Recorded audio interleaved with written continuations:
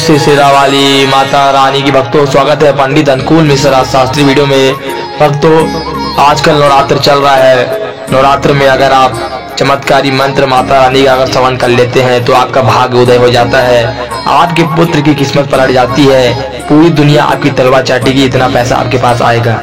भक्तों, अगर आप नवरात्र में रोज यह मंत्र को नित्य सुनते हैं तो आपकी सारी मनोकामना, सारी इच्छा पूरी हो जाती है और उसी समय होगी, ज्यादा टाइम नहीं लगेगा। भक्तों, आपको माता जी ने बुलाया है, आपकी माता जी ने बुला दिया है। बस आपको यह चमत्कारी मंत्र का श्रवण कर लेना है, उसके बाद चमत्कार खुद देख के आप चमक जाएंगे। इतना ज्यादा चमत्कार होगा कि आपने पता भी नहीं चलेगा और बैंक बैलेंस देखकर आप अपार शक्ति आपके बैंक बैलेंस में पटके हुई होगी और पैसा ही पैसा आपके घर में आएगा। तो भक्तों, आइए मंत्र का श्रवण करते हैं। ओम ह्रीं दुर्गाय श्रीं लक्ष्मी कल्याणी महासरस्वती नमः। ओम ह्रीं दुर्गाय श्रीं लक्ष्मी कल्याणी महासरस्वती नमः। ओम ह्रीं दुर्गाय श्रीं लक्ष्मी कल्याणी महासरस्वती नमः। ओम ह्रीं दुर्गाय श्रीं लक्ष्मी कल्याणी महासरस्वती नमः। ओम ह्रीं दुर्गाय श्रीं लक्ष्मी कल्याणी महासरस्वती नमः। ओम ह्रीं दुर्गाय श्रीं लक्ष्मी कल्याणी महासरस्वती नमः। ओम ह्रीं दुर्गाय श्रीं लक्ष्मी कल्याणी महासरस्वती नमः। ओम ह्रीं दुर्गाय श्रीं लक्ष्मी कल्याणी महासरस्वती नमः। ओम ह्रीं दुर्गाय श्रीं लक्ष्मी कल्याणी महासरस्वती नमः। ओम ह्रीं दुर्गाय श्रीं लक्ष्मी कल्याणी महासरस्वती नमः। ओम ह्रीं दुर्गाय श्रीं लक्ष्मी कल्याणी महासरस्वती नमः। ओम ह्रीं दुर्गाय श्रीं लक्ष्मी कल्याणी महासरस्वती नमः। ओम ह्रीं दुर्गाय श्रीं लक्ष्मी कल्याणी महासरस्वती नमः। ओम ह्रीं दुर्गाय श्रीं लक्ष्मी कल्याणी महासरस्वती नमः।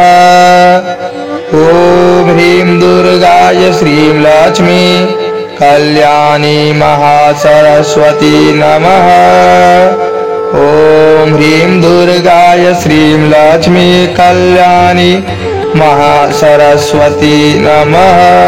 ओम ह्रीं दुर्गाय श्रीं लक्ष्मी कल्याणी महासरस्वती नमः। ओम ह्रीं दुर्गाय श्रीं लक्ष्मी कल्याणी महासरस्वती नमः। ओम ह्रीं दुर्गाय श्रीं लक्ष्मी कल्याणी महासरस्वती नमः। ओम ह्रीं दुर्गाय श्रीं लक्ष्मी कल्याणी महासरस्वती नमः। ओम ह्रीं दुर्गाय श्रीं लक्ष्मी कल्याणी महासरस्वती नमः। ओम ह्रीं दुर्गाय श्रीं लक्ष्मी कल्याणी महासरस्वती नमः। ओम ह्रीं दुर्गाय श्रीं लक्ष्मी कल्याणी महासरस्वती नमः। ओम ह्रीं दुर्गाय श्रीं लक्ष्मी कल्याणी महासरस्वती नमः। ओम ह्रीं दुर्गाय श्रीं लक्ष्मी कल्याणी महासरस्वती नमः। ओम ह्रीं दुर्गाय श्रीं लक्ष्मी कल्याणी महासरस्वती नमः। ओम ह्रीं दुर्गाय श्रीं लक्ष्मी कल्याणी महासरस्वती नमः।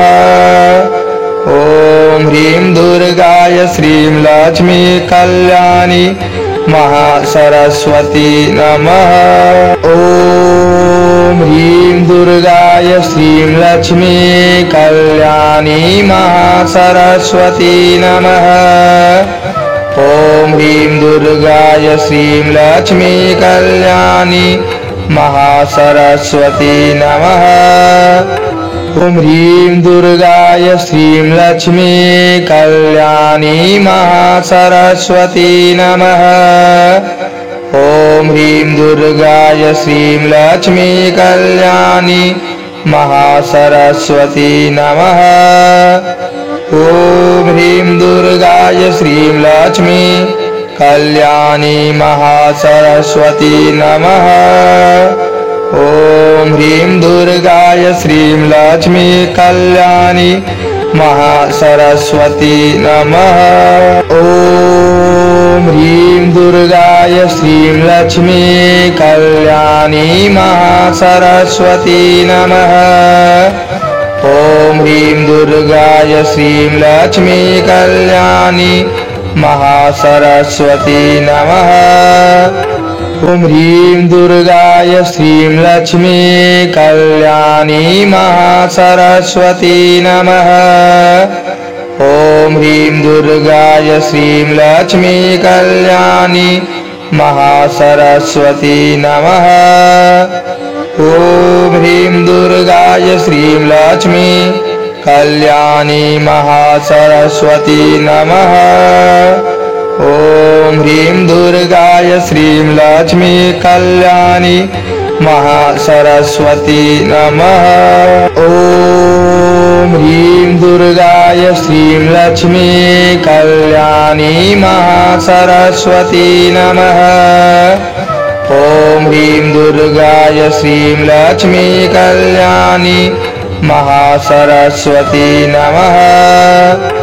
ॐ ह्रीं दुर्गाय श्रीं लक्ष्मी कल्याणी महासरस्वती नमः। ॐ ह्रीं दुर्गाय श्रीं लक्ष्मी कल्याणी महासरस्वती नमः। ॐ ह्रीं दुर्गाय श्रीं लक्ष्मी कल्याणी महासरस्वती नमः। ॐ ह्रीं दुर्गाय श्रीं लक्ष्मी कल्याणी महासरस्वती नमः। ॐ ह्रीं दुर्गाय श्रीं लक्ष्मी कल्याणी महासरस्वती नमः। ॐ ह्रीं दुर्गाय श्रीं लक्ष्मी कल्याणी महासरस्वती नमः। ॐ ह्रीं दुर्गाय श्रीं लक्ष्मी कल्याणी महासरस्वती नमः। ॐ ह्रीं दुर्गाय श्रीं लक्ष्मी कल्याणी महासरस्वती नमः। ॐ ह्रीं दुर्गाय श्रीं लक्ष्मी कल्याणी महासरस्वती नमः। ॐ ह्रीं दुर्गाय श्रीं लक्ष्मी कल्याणी महासरस्वती नमः। ॐ ह्रीं दुर्गाय श्रीं लक्ष्मी कल्याणी महासरस्वती नमः। ॐ ह्रीं दुर्गाय श्रीं लक्ष्मी कल्याणी महासरस्वती नमः। ॐ ह्रीं दुर्गाय श्रीं लक्ष्मी कल्याणी महासरस्वती नमः।